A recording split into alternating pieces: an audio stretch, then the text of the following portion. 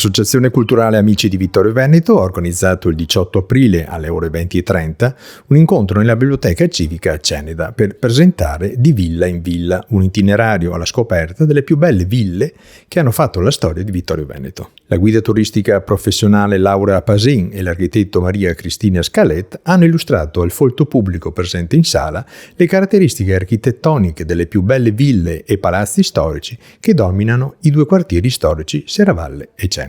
Questa sera, Villa in Villa, un'iniziativa della vostra associazione. Perché? Questa iniziativa è nata perché vogliamo far conoscere una parte della nostra città, una parte storica. Vittorio Veneto è ricca di ville e palazzi e si affacciano nelle nostre vie, nelle nostre piazze, e ritenevamo opportuno dedicare una serata culturale per la conoscenza, per conoscere al pubblico queste nostre bellezze, e anche in vista a un futuro percorso, un itinerario che parte da Serravalle a Ceneda e viceversa, alla conoscenza di tutte queste ville, sperando che porti anche sviluppo turistico, come ci sono nelle varie città d'arte, che i turisti si passeggiano, ammirano i palazzi e le ville. Così speriamo anche di Vittorio Veneto.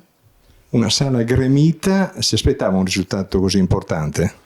Ma sinceramente no, però visto il tema e nei giorni precedenti le persone che ci chiedevano, non era inaspettato, ecco.